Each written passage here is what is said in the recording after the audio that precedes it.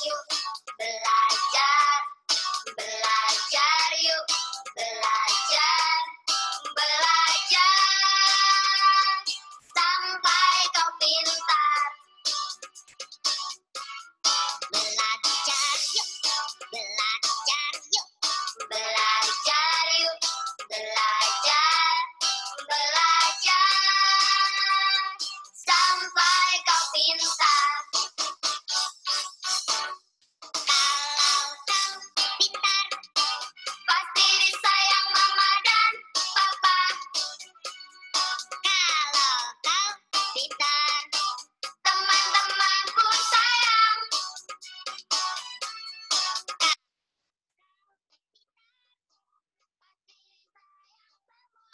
Guru, kalau kau pintar,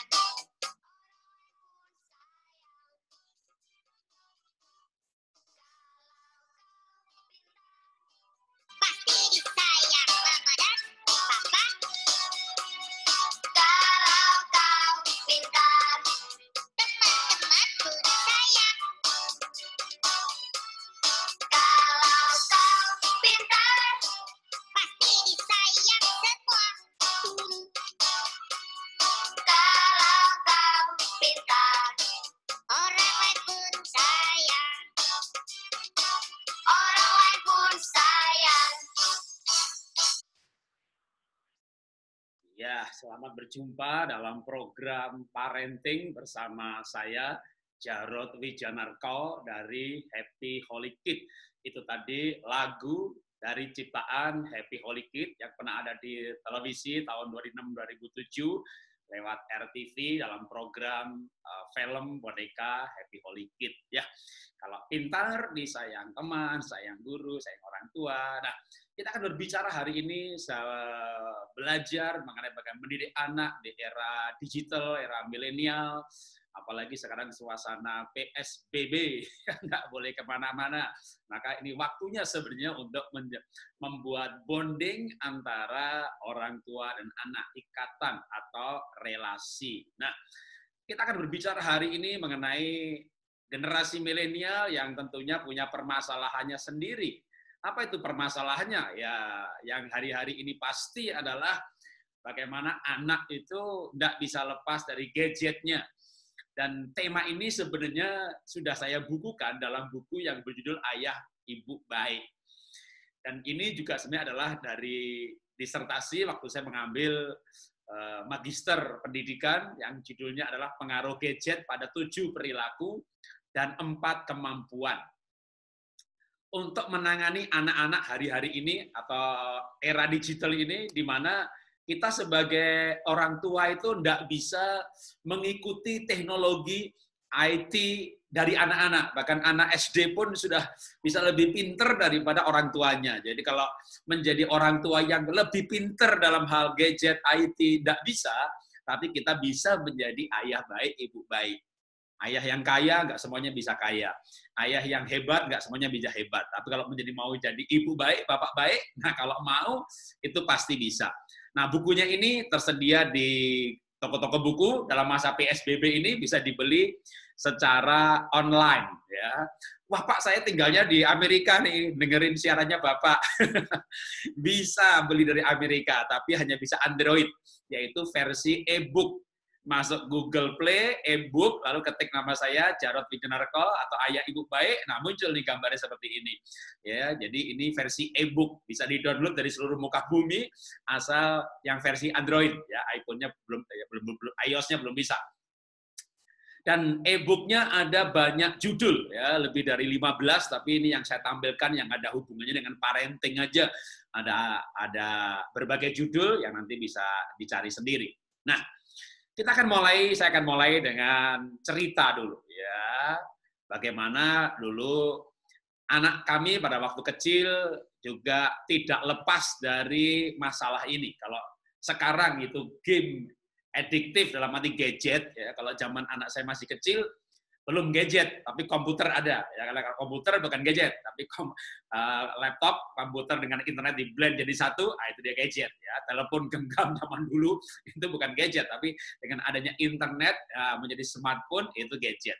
Nah, anak kami pernah juga punya masalah akibat komputer game kalau waktu itu. Untuk menggambarkan, dapat gambaran yang lebih bagus, lebih jelas mengenai keadaan anak saya sendiri pada waktu itu, tahun 2000, 2001, 2002 gitu ya. Saya cari-cari di hard disk, saya nemu file yang saya mau sharingkan ya. Filenya file kuno ini ya. Tapi saya yakin bisa untuk menjadi gambaran ya. Oke, kita lihat aja dulu.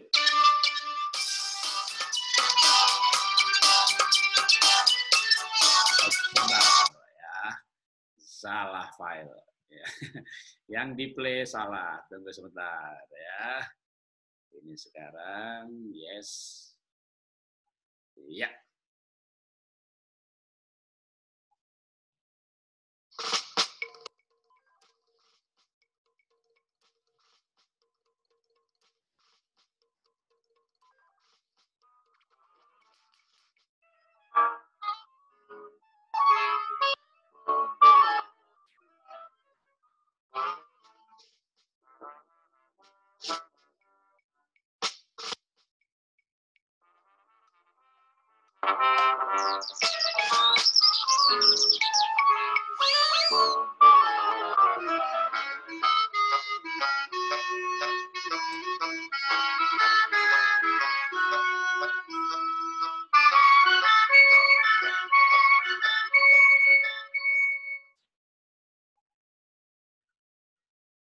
Ya, itu tadi dua-duanya anak saya, ya. Yang anak laki-laki itu yang nomor 2. Nah, saya mau bercerita mengenai anak yang nomor 2. Itu tadi memang benar-benar bukan cuma untuk membuat iklan tuh, tapi pernah ngalami yang seperti itu, yang anak nomor 2 namanya Benaya. Terus tadi ada diakhiri dengan iklan buku, nah itu buku tahun 2000, karena saya menulis buku-buku parenting itu udah tahun 98, 2000. Ya, itu buku yang lama sudah habis, sekarang udah buat dicetak berulang-ulang sambil direvisi, ya menjadi buku-buku yang sekarang ini. Nah, ada apa dengan yang kami alami dengan anak kami pada waktu itu? Yang nomor 2 itu mengalami susah konsentrasi. Makanya tadi dalam video klipnya tadi, tiung, tiung, tiung, tiung. Kalau belajar lama banget, dilesin nulis itu sampai berjam-jam ya, yang ditulis belum sampai satu kalimat. Kalau belajar lama, susah bangun, susah konsentrasi, malas bergerak, malas bicara, malas bergaul, temannya dikit, kalau ditanya nggak jawab, nggak ada kontak mata, dan sebagainya. Nah, waktu kami bawa ke psikolog, ya, lalu, wah ini karena game adiktif ini, ya. Kebanyakan main game, jadi gimana mau bisa bangun pagi, karena main gamenya sampai jam 2, sampai jam 3 pagi, sampai jam 1. Jadi supaya nggak main game sampai tengah malam, jam 9, jam 10 tak kelonin. Ya, dikelonin itu bahasa Jawa. Saya ajak tidur, ya, sampai saya tidur. Sayanya yang tidur. Jam 1, jam 2 saya kencing loh. Anak saya udah nggak ada lagi di sebelah saya. Wah, depan komputer main gamenya. Jadi kalau bangun pagi, waduh, digelandang ke kamar mandi. Itu sambil dimandiin tuh harus dipegangin. Kalau nggak dipegangin, roboh. Roboh masih tidur. Pernah nggak punya anak dimandiin masih tidur? Nanti habis mandi taruh di kursi, kita ngambil baju, ditinggal ngambil baju itu tidur lagi. Lalu jemputan antar jemput datang, udah dimasukkan ke mobil, kita titip sama yang antar jemput. Pak, nanti tolong di sekolah anak saya diturunin ya, kalau nggak bapak bawa pulang itu nanti. Jadi di mobil tidur lagi, nanti sampai sekolahan ya diturunkan, jalan sempoyongan masuk kelas. Di kelas kalau nggak ngalamun ya ngantuk. Waduh, sampai hampir nggak naik kelas itu waktu kelas 1 SD mau naik kelas 2 itu kami dipanggil sama sekolahan. Pak Jarot, Bu Jarot, ini anaknya ini hampir nggak naik kelas ini. Tapi kami bantu naik karena sebenarnya tidak bodoh, cuma malas nulis. Jadi kalau ditanya ibu kota Jakarta di mana gitu ya dia jawab Jakarta. Tapi kalau ulangan itu kosong. Wah, dapat laporan ini ya saya panggil anak saya, Ben, kamu nggak tahu ibu kota Indonesia gitu ya. Diem aja dia. Kalau dijak makan nanti baru ngomong tahu gitulah. Kenapa nggak dijawab ulangannya? Lah yang penting kan aku tahu. Sekolah buat apa, Pak? Ya biar kamu pinter. Ya, yang penting kamu pinter. Tapi kalau kamu nggak jawab, bu guru nggak tahu kalau kamu tahu. Jadi kemalasan menulisnya luar biasa. Kalau dia nulis, tulisannya besar sekali atau kecil sekali, nggak bisa dibaca. Ya udah, nilainya di bawah 3, 4, 2, 5. Yang menarik itu anak ulangannya 2,5, 3,0, 4,0 itu imannya luar biasa. Dia tidak khawatir masa depan. Ulangan 2,35 itu wajahnya penuh damai sejahtera. Makan enak, tidur pules kayak nggak ada masalah. Saya yang khawatir, ini gimana nih nilai-nilainya seperti ini, gitu ya. Dan itu gara-gara apa? Gara-gara main game, ya. Namanya waktu itu gamenya menarik-menarik, sekarang lebih menarik lagi, gitu ya. Nah, lalu gimana caranya menangani anak ketika dia game adiktif? Tentu caranya banyak sekali, tapi ini sebenarnya masih menyambung episode yang kemarin. Ya. Kemarin kan kita bicara mengenai pentingnya cita-cita. Nah, dalam rangka menangani anak yang gadget adiktif, maka saat ini masih saya kaitkan dengan tema sebelumnya, yaitu perlunya, pentingnya menanam cita-cita pada anak. Jadi menyuruh anak belajar itu susah sekali. Ya, susah, apalagi kalau dia senangnya main game. Belajar susah, game menyenangkan. Dia udah punya dua pilihan ya. Orang tuanya meleng sedikit ya dia main game, orang tuanya pergi ya main game, orang tuanya ke pasar main game. Jadi menyuruh anak belajar itu susah sekali. Maka betapa penting sekali kita menanam cita-cita supaya dia mau belajar untuk cita-citanya. Nah, tapi kalau anaknya main game, cita-citanya apa dong? Ya, kalau anak saya waktu itu, ya nomor 2 namanya Benaya ini, kita tanya nih, Ben, kamu cita-citanya apa? Gitu. Ya, dia diam aja nggak jawab. Kamu ditanya tuh nggak jawab. Ben, cita-citanya apa? Ya nggak jawab gitu. Oh, dia tuh sukanya makan. Ajak renang. Udah makan, dah ditanya baru jawab. Nanti kalau besar cita-citanya mau jadi apa? Gitu. Dia jawab, mau jadi gamer. Dia hampir gak naik kelas, ada masalah perilaku gara-gara game, ditanya cita-citanya apa, mau jadi gamer. Waduh. Ya tentu kita sebagai orang tua syok gitu ya, tapi saya buang syoknya ya. Kita suami istri sepakat, jangan marah dulu. Coba kita cari tahu gamer itu apa sih? Masuk Google ketik pekerjaan gamer, penghasilan gamer. Kita yang kaget saudara. Ternyata ini tahun 2000-an loh saudara, itu sudah bisa ratusan juta. Kalau sekarang sudah miliaran setiap bulan. Bahkan ada orang yang miliaran setiap minggu, saudara, penghasilan seorang gamer. Wah, kita mulai mikir nih, boleh nggak nih jadi gamer nih? Kenapa nggak boleh? Kalau gamer itu pekerjaan. Kan orang yang kerjanya IT depan komputer juga. Orang yang kerjaannya keuangan depan komputer juga. Jadi singkat cerita, kita setuju. Kita setuju, yang penting anak punya cita-cita. Jadi kita cari anak, ya Ben, papa setuju, mama setuju, kamu cita-citanya jadi gamer. Wah, dia kaget. Ternyata disetujui ya, jadi gamer. Nah, jadi kita menanam cita-cita yang anak suka, gitu ya. Daripada gamenya dilarang, kenapa nggak dikendalikan dan diarahkan? Maka tanamlah cita-cita, dia cita-citanya menjadi seorang gamer. Itu cita-cita yang kita tanamkan. Nah, tapi kalau sudah menanam cita-cita, ada langkah selanjutnya. Apa itu langkah selanjutnya? Kalau kita menyuruh belajar, itu demi cita-citanya. Ya, ayo Ben, belajar Ben, biar kamu jadi gamer yang hebat, gitu ya. Belajar biar jadi gamer yang hebat, gitu. Akhirnya kita, nah kan dia udah setuju jadi gamer, ya kan? Kami bikin namanya poster cita-cita. Anak pertama juga punya poster cita-cita, yang anak kedua juga punya poster cita-cita. Jadi, wah, di whiteboard, di papan kertas di depan apa meja belajarnya dia kasih tulis mau jadi gamer gitu. Akhirnya kita kompori. Gamer cita-cita itulah yang menjadi alat motivasi, alat menasihati, alat menegur. Ben, kalau kamu mau jadi gamer yang hebat, Ben, ya, kamu nanti sekolahnya itu kuliahnya di MIT Amerika, jurusan game maker atau kalau enggak ya minimal programming, coding gitu ya. Apa itu Pak? Ya itu sekolah membuat game. Wah mau Pak, tulis cita-citanya mau game maker gitu ya. Jadi seorang gamer dan kuliahnya game maker. Kalau kamu bisa bikin game, pasti kamu gamer yang hebat. Wah, bener Pak, bener. Wah, kayak punya cita-cita sekuliahnya game maker MIT Amerika gitu ya. Itu dipakai bekal lagi nanti buat menasihati. Kan kita lagi menanam cita-cita ya. Ben, kalau kamu mau jadi gamer yang hebat, bener ya Ben ya? Bener, papa nggak bisa main game, tapi papa punya akal, logika. Kayaknya kalau kamu jadi gamer yang hebat, Ben, kamu mesti les matematika, Ben. Karena kalau orang les matematika, logikanya kuat, gamenya hebat. Bener ya? Bener. Nggak bohong, Pak? Enggak lah. Ya. Orang matematika tuh bikin logikanya kuat. Dia les matematika, dia belajar matematika demi cita-citanya untuk menjadi seorang gamer, ya, bukan supaya bapaknya bangga, anak nilainya bagus, enggak, untuk kepentingannya dia mau jadi gamer, ya, maka dia les matematika.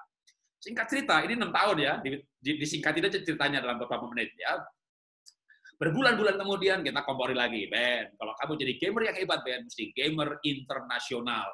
Kamu lawan tandingnya Amerika, Eropa, Australia. Waduh, kamu harus bisa bahasa Inggris. Kamu di les bahasa Inggris demi seorang gamer yang hebat. Dia les bahasa Inggris. Kalau kamu nggak les bahasa Inggris, Ben, nanti lawan tanding kamu orang Ciledug, Cikeos, Cirebon, nggak ada duitnya. Nah, ada duitnya. Dia les bahasa Inggris, saudara, demi menjadi seorang gamer. Ini tahun demi tahun, saudara. Kita ajarkan itu panjangnya, singkat ceritanya di sini 6 tahun prosesnya. Nah, kita semangatin lagi, Ben. Kalau kamu mau kuliah gamer, game maker di Amerika, itu sekolahnya mahal sekali, Ben. Ya, Papa nggak bisa bayarin. Lah, kenapa suruh ke sana? Nah, ada caranya yang nggak bayar, namanya beasiswa. Apa tuh Pak beasiswa? Sekolah gratis. Masa bisa? Bisa. Kalau kamu ranking. Kalau kamu ranking, kamu nanti dapat beasiswa. Sekolah gratis. Oh gitu ya? Iya. Wah, pasang lagi, tulis lagi di mejanya, di bukunya, di papan tulis di depan meja belajarnya dia. Ranking 1 supaya beasiswa MIT Amerika. Nah, itu namanya menanam cita-cita yang dia sukai. Kalau dia nggak suka jadi dokter, ya jangan suruh jadi dokter. Dia nggak suka jadi pendeta, jangan suruh jadi pendeta. Dia nggak suka jadi ustadz, jangan suruh jadi ustadz.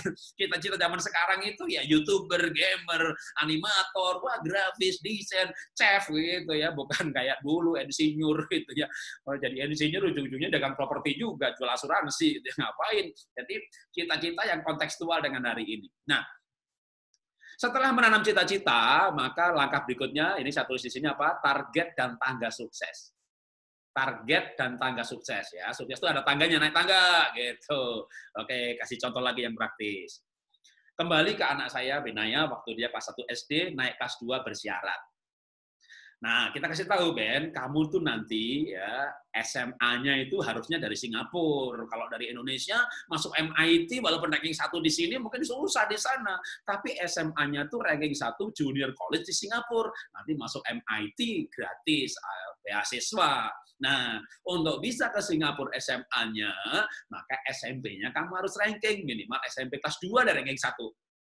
Mana bisa, Pak? Lah, tunggu dulu. Sekarang kan baru kelas 1 SD, Ben. Masih 6 tahun kelas 6 SD. Lalu 2 tahun lagi kelas 2 SMP, masih 8 tahun. Jadi, itu nanti ranking 1 itu 8 tahun nanti. Lama sekali. Itu 8 tahun kali 12 bulan. Waduh, lama banget itu. Ya. Nah, sekarang ini bisa nggak? Tahun ini nih. Tahun ini kamu 15 besar dulu. Kalau kamu 15 besar, komputer Papa upgrade. Sehingga kamu komputernya lebih canggih, bisa main game lebih cepat lagi. Wah, dia seorang memang senangnya main game, komputer mau di-upgrade. Wah, senang dia. Apa syaratnya? 15 besar. Bisa nggak? Dia mikir, tiung. Bisa, Pak. Dia yakin bisa 15 besar. Kenapa? Ayo, kenapa? Ya kan Pak Jarot itu motivasi mau dikasih komputer bagus. Bukan. Dia yakin bisa 15 besar, karena satu kelas 17 anak. Maka dia mikir, sekarang 17, 16, 15, bisa gitu. Dan saya juga tahu kalau satu kelas 17 anak memang sengaja. Kenapa? Itulah yang namanya target yang achievable. Jadi ketika membuat tangga sukses, berikan dia target dan tangganya, jalannya, jalurnya. Nah, targetnya itu tahun demi tahun adalah target yang achievable.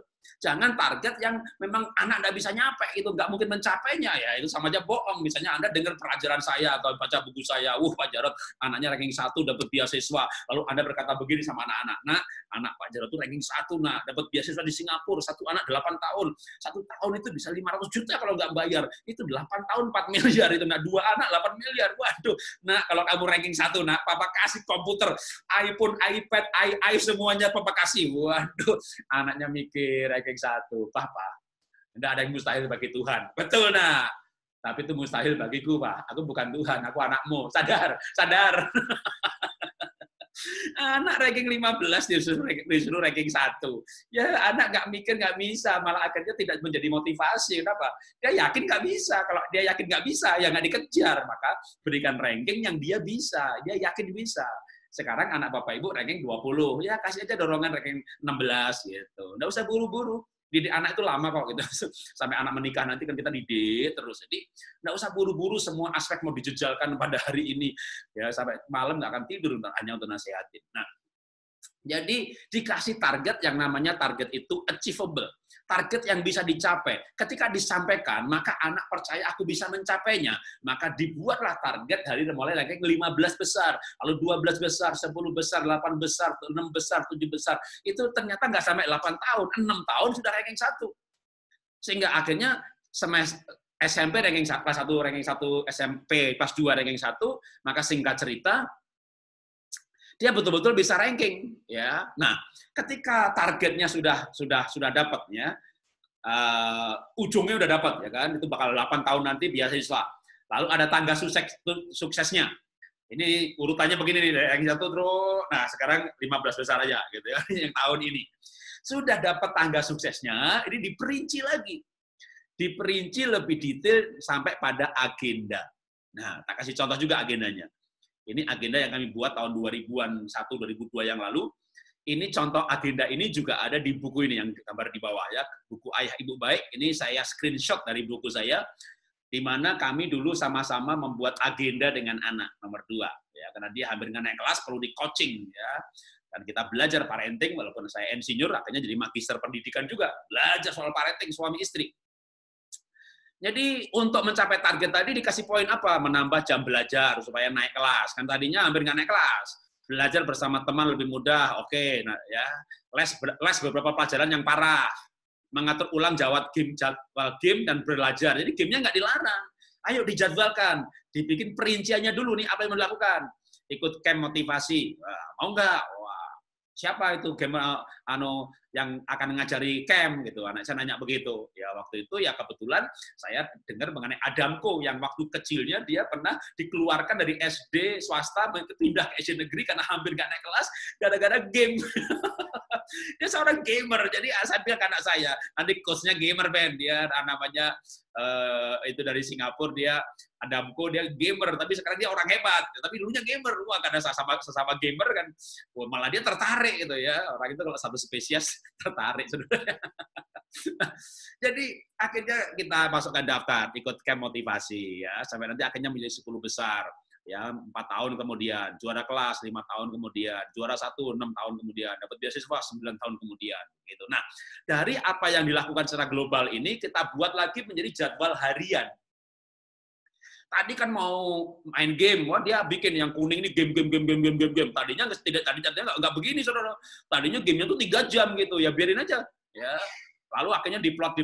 Sekolah kan udah pasti dikotak, diplot. Lalu pulang sekolah maunya main game dulu, oke nggak apa-apa. Daripada malam jangan, kalau malam main game nggak boleh. Ya ini nanti silakan dibaca lebih detail di buku atau siaran ini di stop kan, siar ulang atau lebih detailnya ya. Nah,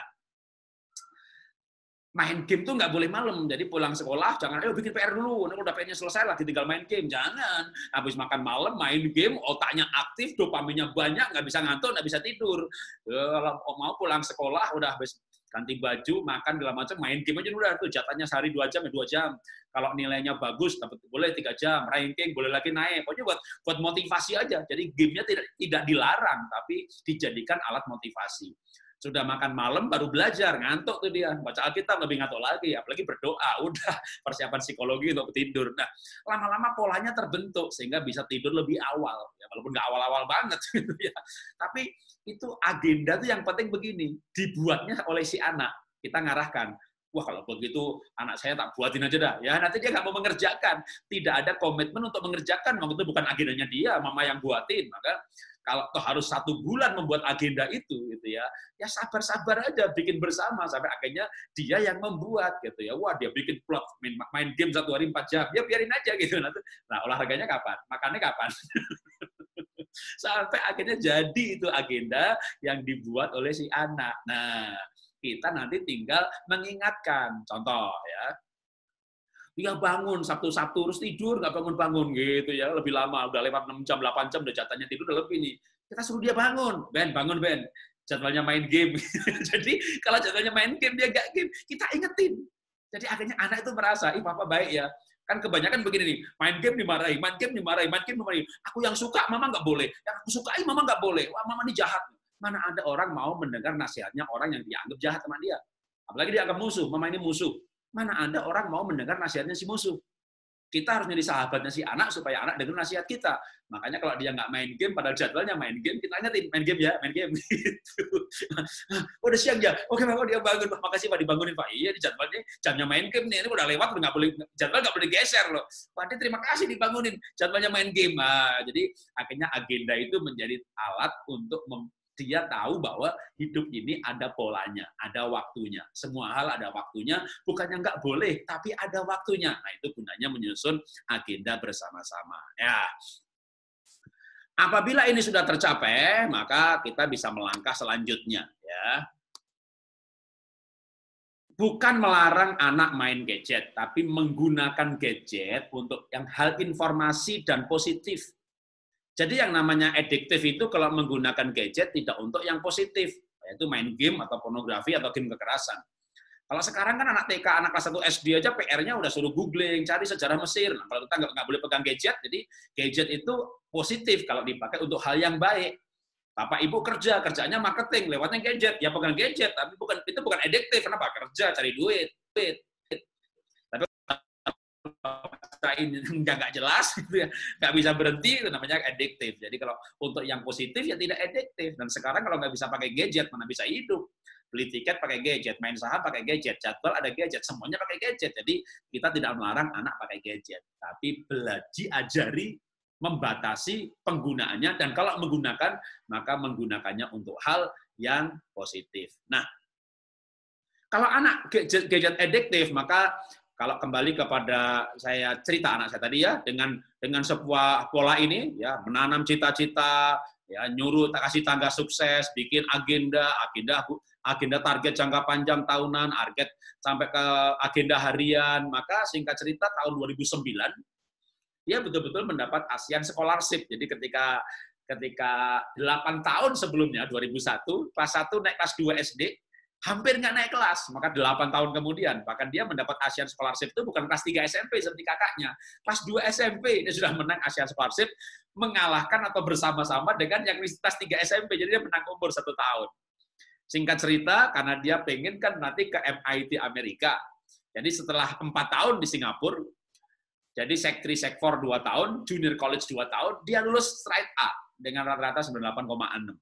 Maka dia mendapat tiket tuh ya, dengan prestasi seperti itu. Kalau dia mau apply ke MIT Amerika Game Maker diterima. Jadi dia rajin belajar. Kenapa? Karena demi cita-citanya.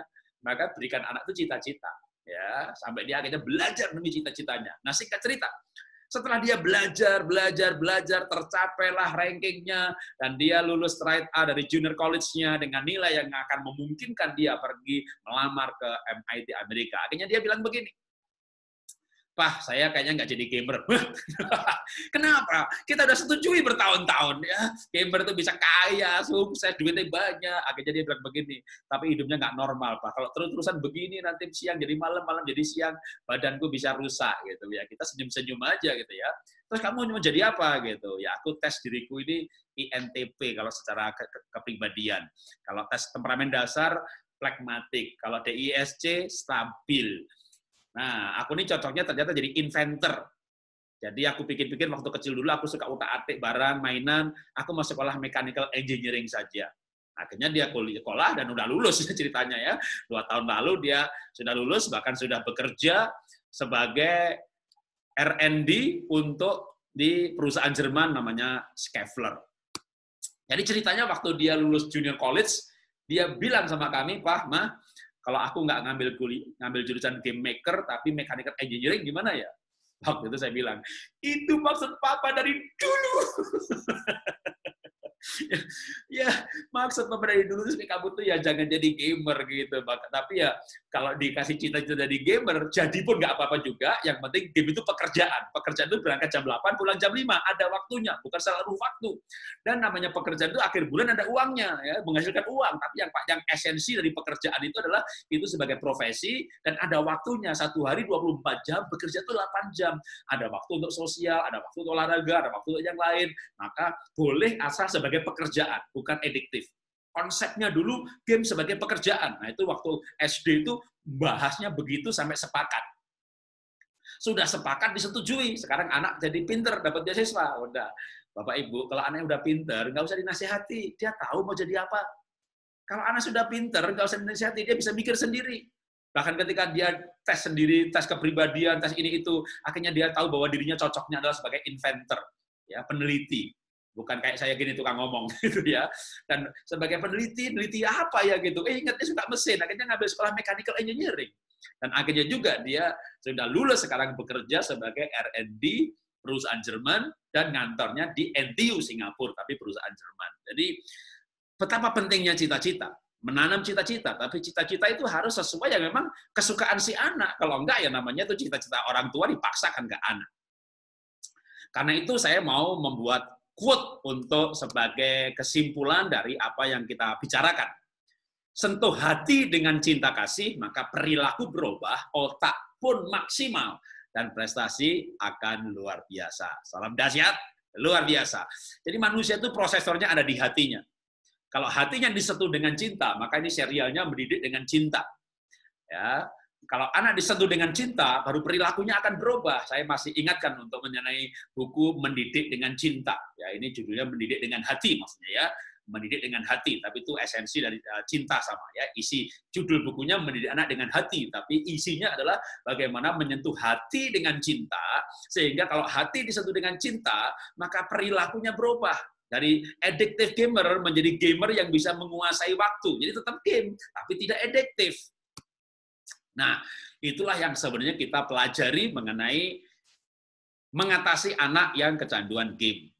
Kalau Bapak Ibu mau melanjutkan, nah kita akan lanjutkan tiap hari kita akan streaming seperti ini. Besok kita akan belajar, tapi besok kita menggunakan tema bagaimana menangani yang lebih parah, bukan game tapi pornografi. Nah, kalau mau belajar lebih jauh mengenai bagaimana anak yang kecanduan game, ada buku namanya Ayah Ibu Baik, 220 halaman, khusus membahas pengaruh gadget pada 7 perilaku dan 4 kemampuan. Jadi ada perilaku apa aja, perilaku tidur, perilaku belajar, perilaku sosial, ya, lalu kemampuan motorik bahkan juga dipengaruhi, apalagi kemampuan emosi. Itu ada di buku Ayah Ibu Baik.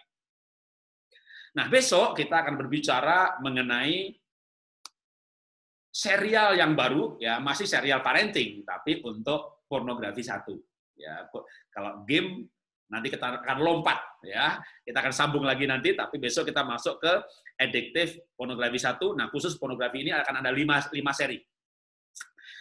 Besok mulai jam 1 juga, dan khusus mengenai mulai besok, gitu ya, saya akan buka Zoom-nya untuk ada peserta. Hari ini pun saya juga dengan Zoom, tapi sendirian. Ya, di streaming di Facebook Happy Holy Kid. Nah, besok sama, streamingnya di Facebook Happy Holy Kid, bukan Facebook yang lain. Ya. Happy Holy Kid yang fanpage, halaman. Karena kalau akun ada banyak. Ya, halaman yang sudah ada seri-seri sebelumnya, berarti halamannya benar. Akan di streaming lewat Facebook Happy Holy Kid, rekamannya nanti akan di-upload di YouTube Keluarga Indonesia Bahagia. Tapi yang langsung seperti ini, saya akan undang untuk join di Zoom. Nah, nanti setelah selesai presentasi seperti ini, maka besok lebih panjang, karena akan saya kasih kesempatan bagi yang mau bertanya, bisa angkat tangan dalam Zoom-nya, lalu saya akan bahas pertanyaan tersebut. Tersedia buku-buku yang lain juga, baik secara online, buku cetak tapi dijual secara online, ataupun buku e-book di Google Play. Kalau mau buku cetak secara online, tentu ini hanya untuk Indonesia, ya. Bisa lewat Tokopedia, Buku Kita, Shopee, Bukalapak, Gramedia, dan kawan-kawan, dan lain-lain, ya. Dan ada diskon 25% untuk buku cetak lewat online, sehingga harusnya 50.000, diskonnya 25%, itu sepertinya diskonnya bisa cukup nanti untuk ongkos kirim. Gitu. Siapa tahu malah platformnya lagi ada gratis ongkos kirim, ya. Maka Bapak Ibu bisa mendapatkannya. Untuk yang anaknya masih usia dini, maka sama juga. Mau online ataupun e-book yang dari Eropa, Australia, Amerika, masuk Google Play, Android, ketik buku Happy Holy Kid, akan muncul banyak buku untuk anak-anak bisa belajar dari sana. Tapi yang di Indonesia, maka bisa online lewat Tokopedia, Bukalapak, Gramedia.com, dan lain-lain. Ketik aja Happy Holy Kid book, buku Happy Holy Kid, akan muncul banyak alternatif. Ada dongeng, ada buku mewarnai, ada buku bahasa Inggris, ada buku belajar membaca, belajar nulis halus, ada buku aktivitas yang Bapak Ibu bisa dapatkan untuk putra-putri tercinta. Jadi kalau masuk Google Play, Android, nanti akan muncul ketik Happy Holy Kid, nah akan muncul seperti ini. Buku dongeng ada, buku karakter juga ada. Banyak orang yang bingung, Pak, kalau saya mau didik anak karakter, pakai buku apa? Kami punya puluhan judul untuk bercerita mengenai karakter. Mengenai jujur, mengenai rajin, mengenai tidur lebih awal, hormat orang tua. Karena saya orang yang sangat concern dengan karakter anak. Sekolah kami yang kami bangun, Happy Holy Kid, ya, dan juga ada TK pemulihan di pedalaman-pedalaman. Saya sudah menangani, membangun, mendirikan lebih dari 100, karena ada 66 yang pakai nama Happy Holy Kid, ada 30-an yang pakai nama TK pemulihan di pedalaman-pedalaman yang tiap bulan, bahkan kami tomboki operasionalnya tiap bulan. Jadi saya mendapat franchise fee Happy Holy Kid dari berbagai cabang, uangnya saya masukkan di yayasan ini buka sekolah di pedalaman. Karena kami sangat concern, saya sangat perhatian sama pendidikan khususnya anak usia dini, sehingga buat sekolahnya, buat filmnya, buat buku parentia, buat buku anaknya. Nah, yang di pedalaman kami kasih gratis, yang di kota besar bayar supaya subsidi silang sehingga kami bisa diberkati dan memberkati. Nah, itulah yang menjadi acara kita hari ini, ya. Serial Parenting bersama saya Jarod Wijanarko, pendiri dari Happy Holy Kid. Sampai jumpa besok di jam yang sama. Dan bagi yang mau bergabung, silakan besok bergabung lewat Zoom. Pak, tadi itu Zoom-nya ID-nya berapa? Nah, masuk di Instagram saya post baik di wall-nya ataupun di Instastory mengenai ID meeting yang setiap hari diganti. Makanya bisa ikutin di Facebook ataupun di Instagram untuk ID dan password-nya untuk mengikuti seminar parenting bersama saya. Salam bahagia, salam dahsyat, luar biasa.